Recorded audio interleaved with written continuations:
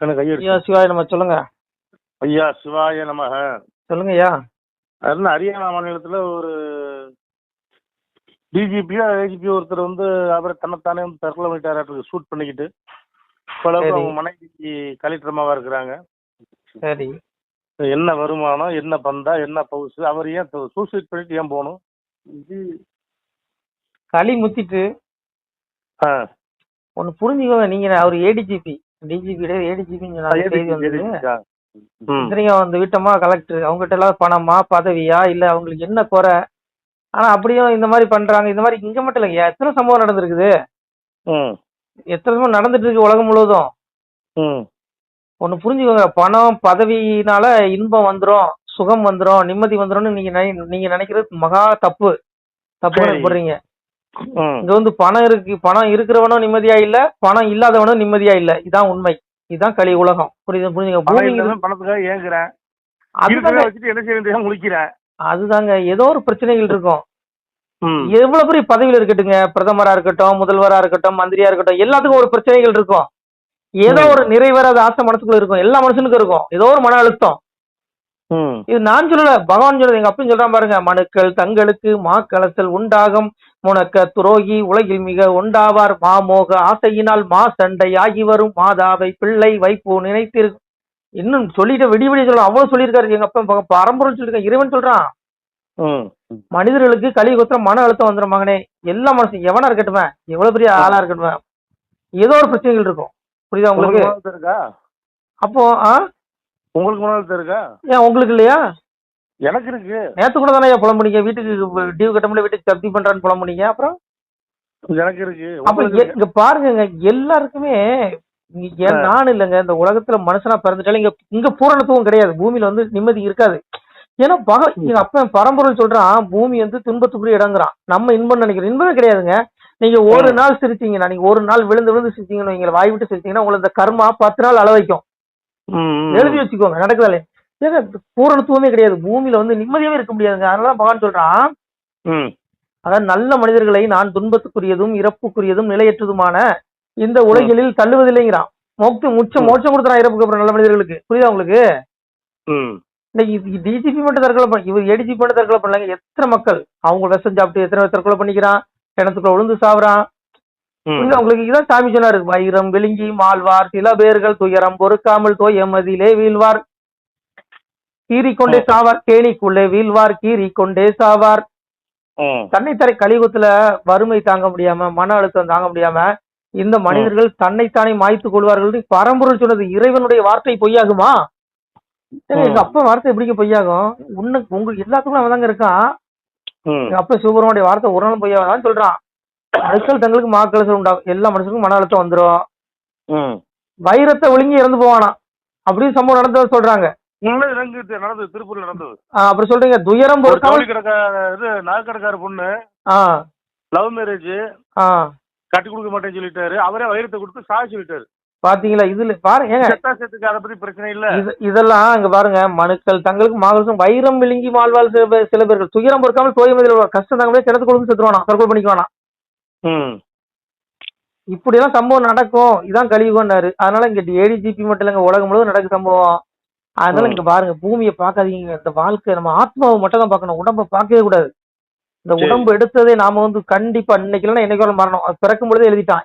நமக்கு தெரியாது, அப்பாவுக்கு தெரியும், சொல்லவனுக்கு தெரியும். அவன் முடிச்சிருவான் கணக்கு எப்படியும் கணக்கு கரெக்டா முடிப்பான். எங்க முடிப்பான்னு தெரியாது.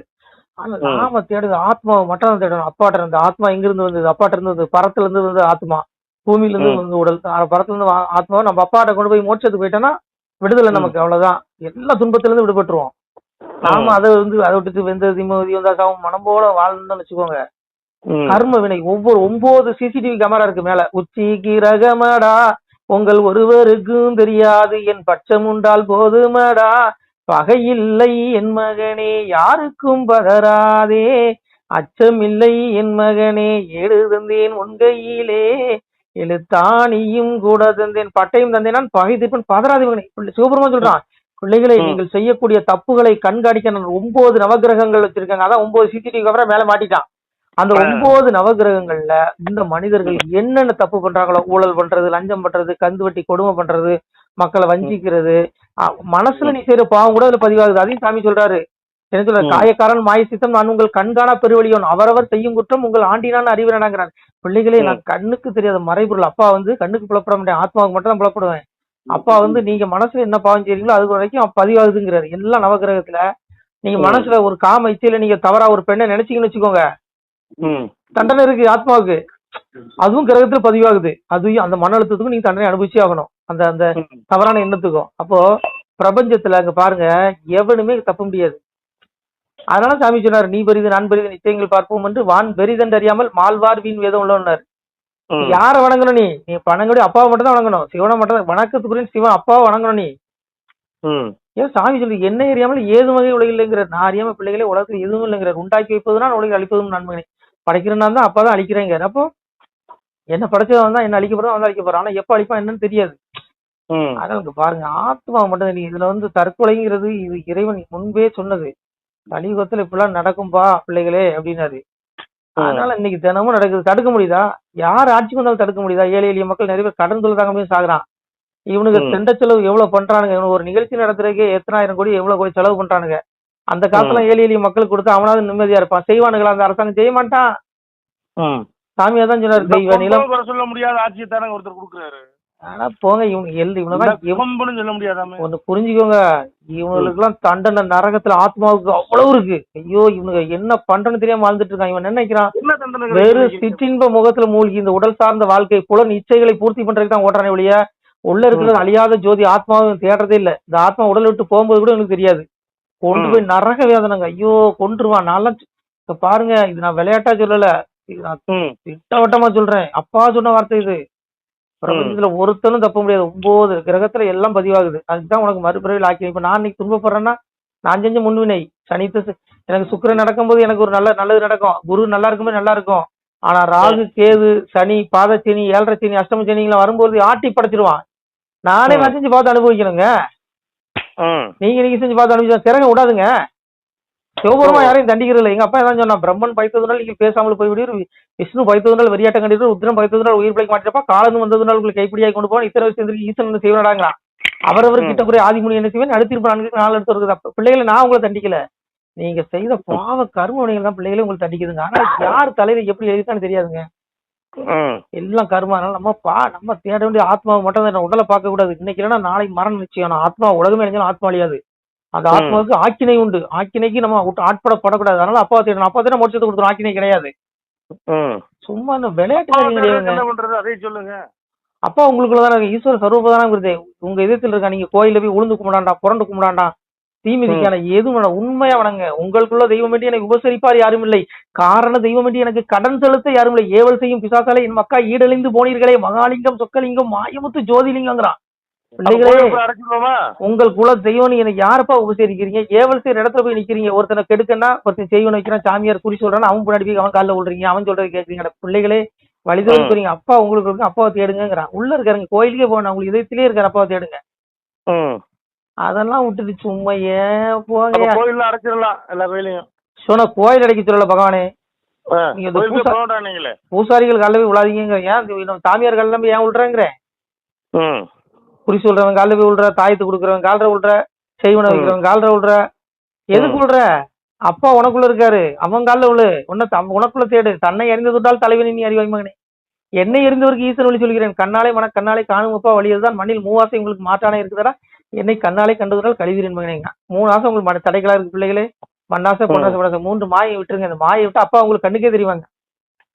மாயை விட முடியுமா நம்மளால? ஏதோ ஒரு ஆசை குடிச்சிட்டு தான் தொத்திட்டு தெரியும். அதான் இவ்வளவு துன்பமே. அதனால எனக்குலாம் ஆசை கிடையாது. சரி, நீங்க பெரிய உத்தமரு, நாங்கெல்லாம் படுபாய்கள் தான். ஒத்துக்கிறோம் ஐயா. சரிங்களா? நன்றி. வேற தகவல்? அவ்வளவுதான். அப்பாவை பத்தி கேட்கலான்ற. அதனால அப்பாவை தேடுங்க. அப்பா பதவியில இருந்து போய் சேர்றானு, இருக்கவனுக்கு பதவி கிடைக்க மாட்டேங்குது. பெரிய பதவி சிவலோக பதவி தாங்க. நிரந்தரமே வருங்காலமே நிரந்தர பதவி சிவலோக பதவி தான். நீங்க என்னமோ சிவலோக பதவினா அது கேவலமா நினைக்கிறீங்க. அது என்னமோ பெரிய பயம் நினைக்கிறீங்க. ஐயோ அங்க போனா அவ்வளவு பவிசு இருக்குதுங்க. அப்பா ஆத்மாவுக்கு அவ்வளவு பவிசு இருக்கு. துன்பமே இந்த உடல் தான் ஐயா, உடல் தான். அதனால இங்க பாருங்க, இங்க வந்து எவனுமே நிம்மதியா இல்ல. ரோட்ல போற ஒரு 1000 பேரை நிறுத்தி கேளுங்கப்பா, நீ நிம்மதியா இருக்கானுங்க. ஒருத்தன் கூட நிம்மதியா இருக்குன்னு சொல்ல மாட்டான். பணக்காரன்னு சொல்ல மாட்டான். அவனுக்கு ஒரு பிரச்சனை இருக்கும். ஏதாவது ஒரு நோய் நொடி, பிரிவு, தயக்கம், மரணம், ஒரு நிறைவேறாத ஆசை, ஒரு ஏக்கம், ஏதாவது ஒண்ணு மனுஷன் இதயத்துல இருந்து அறுத்துக்கிட்டே தான் இருக்கும். அதான் களி. அதான் சாமி சொல்றாரு, களி என்றால் எளியலவே கனையாளி வேண்டாமே, வழிமாய நினைவு மாய்மாலம் என்பகனைங்கிற இந்த மாய்மாலம் என்ன எல்லா இதயத்திலும் இருக்கு. இதான் களி, துர்ரணம். புரியுதா உங்களுக்கு? அதனால இங்க பாருங்க, விளக்கம் கொடுத்தா விடிய விடிய கொடுக்கும், நீங்க கேட்க மாட்டீங்க, மக்களும் கேட்க மாட்டாங்க. சினிமா பாட்டுன்னா விடிய விடிய உட்காந்து கேட்பாங்க. ஆன்மீகம் யாருங்க கேட்க போறா? நமச்சிவாய வேலையை பாருங்க, அப்பாவை தேடுங்க, அவ்வளவு சொல்லிட்டேன். இங்க யாருமே நிம்மதியா இல்ல. இந்த பதவி இருந்தாலும் நிம்மதி எங்க இருந்து வரும்? நிம்மதி உங்களுக்குள்ளதான் இருக்கு. அதாவது சாமி முகத்திற்கு முகம் கொண்டு காணிக்கிட்ட மூடர்கள் அகத்திற்கு கண் கொண்டு காண்பதே ஆனந்தங்கிற. ஆனந்தம் எங்க இருக்கு? உனக்குள்ள கொட்டி கிடக்கு பேரா. அந்த அப்பாவை தேடுது. அப்பாட்ட லைச்சிட்டீங்க, அவ்வளவு ஆனந்தம் இருக்கு. பெரிய போதைங்க அது, பெரிய போதை. சிவபெருமான நீங்க உள்ளுக்குள்ள தேடுங்க, வெளியில தேட. வெளியில தேடினா அவனுக்கு பிடிக்கவே முடியாது. புலன்களுக்கே புலப்படாதவன் எப்படி கண்டுபிடிப்பீங்க? சரிய கிரிய யோகம் ஞானம் என்று சொல்லி தாண்டிய களியாச்சிய சிவனைங்க. நாளையும் கடந்துட்டு சரியையில் அடைய முடியாது, கிரியில் அடைய முடியாது, யோகத்தில் அடைய முடியாது, ஞானத்தில் அடைய முடியாது. மனம் சித்தம் புத்தி அகங்காரம் நாளைக்கு அடக்கி மௌனத்துல இருந்தீங்க. எங்க அப்பா சிவபெருமான் உங்களுக்கு தெரியுமா? இதெல்லாம் விடுங்க, தற்கொலைங்கிறது. வேற ஒரு அப்பா தெரியாது கண்ணுக்கு. சிவரா அந்த ஸ்டாலின் அப்பாவெல்லாம் சொல்லலைங்க, நான் சொல்ல சிவப்பாவை சொல்றேங்க, சிவா அப்பாவை சொல்றேன், பரம்பூர்ல சொல்றேன். சரி. அதனால இங்க யாருமே நிம்மதியா இல்லைங்க. செந்தில் பாலாஜி நிம்மதியா இருக்காரா? செந்தில் பாலாஜி நிறைய பணம் இருக்குன்னு சொல்லி நிம்மதியா இருக்காரா? அவருக்கு என்ன குறை? அவருக்கும் ஒரு பிரச்சனை இருக்கும். உதயநிதி நிம்மதியா இருக்காரா? கனிமொழி நிம்மதியா இருக்கு? எல்லாத்துக்கும் ஏங்க மனுஷனா பாருங்க, எல்லாத்துக்கும் ஏதோ எப்படி நிம்மதியா இருக்க முடியும்? நிம்மதி இருக்கா? நிம்மதி பாருங்க, பணம் இருந்துட்டா மட்டும் நிம்மதி வந்துடாது, பதவி இருந்துட்டா மட்டும் நிம்மதி வந்துடாது. எங்க அப்பா பரம்பரை சொல்றான், பகவான் சொல்றான் பாருங்க, சொத்தா மகனே சொத்தாஸ்தி வஸ்து சுகமின்றி என்னாதே வத்தாஸ்தி பொண்ணு வகை என்னங்கிறான். இதுதான் சொத்து ஆட்சி வஸ்து, இது வகை கிடையாது. நிம்மதி வராது.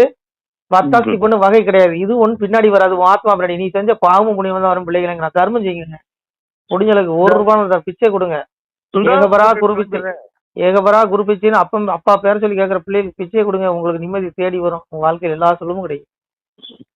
அதான் சாமி சொன்னார், இறப்போரின் முகம் பார்த்து ஈவதுவே நன்றாகும், பரப்போரை கை சேர்த்து பணிவது நன்றாகும். அப்ப பரம்பரை சொன்னா, இறப்போர்னா இறந்து குடித்தல், பிச்சை எடுத்து உண்பவர்கள் தியாசங்க, அவர்களுக்கு பிச்சை கொடுத்தா உனக்கு பெரிய புண்ணியங்கிறாரு. பரப்புரை கை சேர்த்து பணிவதுன்னா வீடு வாசல் இருக்காது, அங்கங்க பிச்சை வாங்கி சாப்பிட்டு ரோட்டோரம் படுத்து கிடப்பாங்க. அவங்கள கையெடுத்து வணங்கணுங்கிறாரு சாமி. அவங்க கையெடுத்து வணங்க நீ பரமசிவனை வணங்கினதுக்கு சமங்கிறாரு சாமி. நீங்க யார வணங்குவீங்க? பெரிய தங்க ஆசனத்துல அப்படியே நல்லா குளிச்சுட்டு, அப்படியே ஜடாமுடிய போட்டுட்டு, அப்படியே நெத்தியில பட்டையை போட்டுட்டு, தங்கத்துல உத்தராட்சத்தை செஞ்சு போட்டுட்டு அப்படியே உட்கார்ந்துருக்கிற சாமியார்களை தான் நீங்க எல்லாம் வணங்குவீங்க. எங்க அப்பா ரோட்டோரம் படுத்து கிடப்பான் பிச்சை வாங்கி சாப்பிட்டு. சாமி அந்த வகையெல்லாம் சோதிக்க வருவாராம். வருவோம் நாம் இறப்பன் பரப்பனா, இறப்பனை கை கொண்டார் இணையத்தார் மாமூலியே, பரப்பனை கொண்டார் பரமேத்தார் மாமூலி. இறப்பன் என்றால் இறந்து குடிப்பவர்கள் பிச்சை எடுப்பவர்கள், பரப்பனை என்றால் பரதேசமாக கழிப்பவர்கள், வீடு வாசல் இல்லாம அங்கங்க படுத்து கிடப்பாங்க. அவர்களை வணங்கினால் பரமசிவனா என்ன வணங்குறது சமங்கிறாரு. நீங்க அவங்களை கண்டா ஓடி துரத்துவீங்க. அடப்பாங்க போன. நமச்சிவாய நமச்சிவாய சிவாய நம. திருச்சிட்டம்பலம், தில்லையம்பலம், பொன்னம்பலம். சிவாய நம. உறவுகளே, சிவ அன்பர்களே, தற்போது தாங்கள் இந்த வீடியோவில் பார்க்கக்கூடிய இடத்துல ஒரு சிவாலய திருப்பணி ஒன்று நடந்து கொண்டிருக்கிறது. இந்த இடத்துல பார்த்தீங்கன்னா முன்பு ஒரு காலத்தில் ஒரு சிவாலயம் இருந்திருக்குது. அதாவது இந்த ஏரியா இப்போ ஒரு தென்னை மரங்கள் பனை மரங்கள் சூழ்ந்த காடாக இருக்கிறது. முன்பொரு காலத்தில் இங்கே ஒரு ஊர் இருந்ததாக சொல்கிறாங்க. ஆனால் இப்போது சுற்று வட்டாரத்தில் 5 கிலோமீட்டர் சுற்றுலா ஊரே கிடையாது, காடு. இப்போ இந்த இடத்துல ஒரு சிவாலயம் அமையிருக்கிறது. இந்த சிவாலயத்தில் இருந்த அந்த சாமியுடைய திருமணியை எடுத்து வச்சிட்டோம். திருப்பணி முடிஞ்சதுக்கப்புறம் பிரதிஷ்டை பண்ண இருக்கிற உறவுகளே, தற்போது இந்த வீடியோ பார்க்கக்கூடிய உறவுகள் தங்களால் முடிந்தால் ஒரு சின்ன உதவி செஞ்சு கொடுங்க. எங்கள் இடத்துல பொருளாதாரம் இல்லை, அதனால் பார்த்திங்கன்னா அந்த வேலையெல்லாம் அப்படியே நின்று போச்சு. பாருங்கள், இந்த அப்படியே பாதியிலே நிற்கிது இந்த சிவாலய திருப்பணி. பக்த கோடிகள், அன்பு உள்ளங்கள், தயவுசெய்து நீங்கள் உதவி செய்ய விருப்பமுள்ள உறவுகள் உதவுங்க. உங்களுக்கு கோடி புண்ணியம் கிடைக்கும். இந்த சாமியோடைய அருள் அனுகிரகம் உங்களுக்கு கண்டிப்பாக கிடைக்கும். இது ஒரு புகழ்பெற்ற சிவாலயம் கூட சொல்லலாம். சாமியோட திருமணியை எடுத்து வச்சிட்டோம். இந்த இடத்துல பார்த்திங்கன்னா ஒரு வாசி தண்டம் இருக்குது. அந்த காலத்தில் ஒரு முனிவர் யாரோ தவம் செஞ்சுருக்காங்க. அவங்களுடைய வாசி தண்டம் அவர் திருக்கரங்களால் எழுதின ஓலைச்சுவடி கூட இன்றும் இருக்குது, இன்னும் பாதுகாக்கப்பட்டு வருது. அது கோயில் திருப்பணி முடிஞ்சதுமே அதையும் நாங்கள் அந்த வழிபாட்டுக்கு வச்சுடுவோம். இந்த சிவாலய திருப்பணி சாமி திருநாமம் முக்தீஸ்வரர் அப்படிங்கிற திருநாமத்தில் வழங்குறாரு. நெல்லை மாவட்டம் நாங்குநேரி தாலுகாவில் இந்த சிவாலயம் அமைய இருக்கிறது. உறவுகளே, இந்த வீடியோ பார்க்கக்கூடியவங்க ஒரு 2 பேருக்காவது கொஞ்சம் ஷேர் பண்ணுங்கள். இந்த வீடியோ பார்க்கக்கூடிய யாராவது ஒரு சின்ன உதவி செஞ்சால் இந்த ஆலய திருப்பணி கண்டிப்பாக நாங்கள் வெற்றிகரமாக முடிச்சுடுவோம். பாருங்கள், அந்த வேலை எல்லாமே அப்படியே நிற்கிது. கல்லெல்லாம் இறக்கி போட்டிருக்கோம். இன்னும் நிறைய கற்கள் தேவைப்படுது. சுவாமியோடைய அந்த திருக்கோபுரம் பார்த்திங்கன்னா லிங்க வடிவிலே அமைக்க இருக்கிறோம். உதவுங்கள் உறவுகளே. உங்களுக்கு அப்பா சிவபெருமானுடைய அருள் நிச்சயம் கிடைக்கும். எம்பெருமான் சொல்வான், வாழுவீர் தாழ்வில்லாமல் மக்களும் கிளைகள் கொஞ்சி நாளுமே மகிழ்ச்சியை கூர்ந்து நலமுடன் வாழும்போது நீளுமே எனது செங்கோல் நீதியும் நெறிபோல் வந்து ஆளுமே உங்கள் தன்னை அன்புடன் அலையாவண்ணம். உங்களை எம்பெருமானுடைய அப்பாவுடைய திருவாசகத்தாலேயே வாழ்த்துறோம் உறவுகளே. ஆணுடன் பெண்ணும் பெற்று அதிகமாய் செல்வமாகி தானுடன் நினைவுமுற்று தர்மமும் நெறியும் கற்று வேணும் நீள் காலமெல்லாம் வெள்ளியர் உடனே வாழ்ந்து போனுதல் கமலநாதன் பொற்பதம் பெற்று வாழ்வீர். அந்த ஈசனுடைய பொற்பதம் நிச்சயம் கிடைக்கும். உங்களுக்கு இகத்திலும் சுகம், பரத்திலும் சுகம். உங்களுடைய கர்ம வினைகள் மன்னிக்கப்பட்டு உங்களுக்கு நிச்சயம் மோட்ச வீடு கிடைக்கும். இகத்தில் பூரண ஆயுளுடன் நோய் நொடி இல்லாமல் வாழ்ந்து நீங்கள் பரவாழ்வும் பெறுவீர்கள் உறவுகளே. மக்களே, நீங்கள் எல்லாம் வாழ்பொன்னம் பதியிற் சென்று முக்கியமான யுகநில மதிலே தன்னால் கக்கிய பொன்கள் ஸ்வர்ணம் கைமணம் குளிர அன்னம் பொக்கிஷம் நிறைய வைத்து புகழ உண்டு இனிதாய் வாழ்வீர். இந்த இகவாழ்வும் பரவாழ்வும் உங்களுக்கு சுகப்பட அப்பன் ஈசனர்களால் வாழ்த்துகிறோம். இந்த திருப்பணிக்கு உதவி செய்ய ஒரு ஜிபே எண் சொல்கிறோம். இந்த எண்ணில் நீங்கள் உதவலாம். நீங்கள் இந்த எண்ணிலேயே நீங்கள் தொடர்பு கொள்ளலாம். ஜிபே, ஃபோன்பே, வாட்ஸ்அப் எல்லாம் இந்த நம்பர் தான். 93 85 44 31 06 93 85 44 31 06. இந்த எண்ணில் நீங்கள் உதவலாம், தொடர்பும் கொள்ளலாம். வாட்ஸ்அப்பு இந்த எண்ணு தான், ஜிபே இந்த எண்ணு தான் உறவுகளே. முடிந்தளவுக்கு ரெண்டு பேருக்காக ஷேர் பண்ணுங்கள். இந்த வீடியோ பார்க்கக்கூடிய யாராவது ஒருத்தர் சின்ன உதவி, நீங்கள் பெரிய அளவில் செய்யணும் கூட, நீங்கள் ₹1 நீங்கள் தந்தாலும் மனசார வேண்டி ஏற்றுக்கிறோம் உறவுகளே. உதவுங்கள். முடிஞ்ச அளவுக்கு ஷேர் பண்ணுங்கள். நன்றி. சிவாய நம. திருச்சிற்றம்பலம், தில்லையம்பலம், பொன்னம்பலம். உறவுகளே, நம்ம இந்த இடத்துல வாழ்ந்து மறைந்த ஒரு சித்த மகாபுருஷர் பயன்படுத்திய பல 100 ஆண்டுகளுக்கு முன்பு உள்ள வாசி தண்டம் ஒரு சித்த மகாபுருஷர் பயன்படுத்தியது. அவர் திருக்கரங்களால் எழுதிய அந்த ஓலைச்சுவடி கூட பாருங்கள், இன்னும் பாதுகாக்கப்பட்டு வருது. இந்த சிவாலயம், நம்முடைய இந்த சிவாலய திருப்பணி முடிந்ததுமே எம்பெருமான் அவர் எழுதிய அந்த சிவனை பற்றி புகழ்ந்து எழுதிய அந்த பாடல் வரிகள் இதில் இருக்குது. இந்த வாசி தண்டம் அவர் பிரதிஷ்டை செய்த அந்த லிங்க திருமேனியையும் இந்த இடத்துல நாம் இந்த ஆலயம் கட்டி நாம் பிரதிஷ்டை செய்திருக்கிறோம். அனைவரும் இந்த ஆலய பிரதிஷ்டைக்கு கண்டிப்பாக வரணும். முடிஞ்ச அளவுக்கு வீடியோ பார்க்குறவங்க உதவி பண்ணுங்கள் உறவுகளே. பொருளாதாரம் இல்லாமல் திருப்பணி நின்று போச்சு. முடிஞ்ச அளவுக்கு ஷேர் பண்ணுங்கள், உதவுங்க. நன்றி. நம சிவாய. திருச்சிற்றம்பலம், தில்லையம்பலம், பொன்னம்பலம். இந்த புண்ணிய பலன் தங்களுக்கு உடானபடியாக வரும் உறவுகளே. நம சிவாய.